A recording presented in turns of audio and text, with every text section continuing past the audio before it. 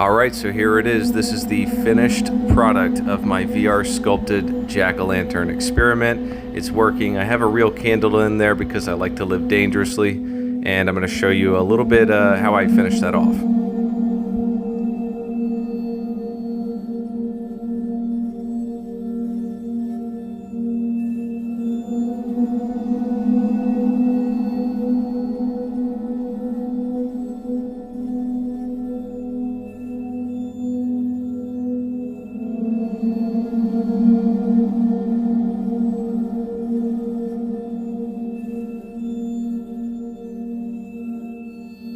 I'd like to introduce you to my little friend here, Mr. Jack-o'-lantern. What?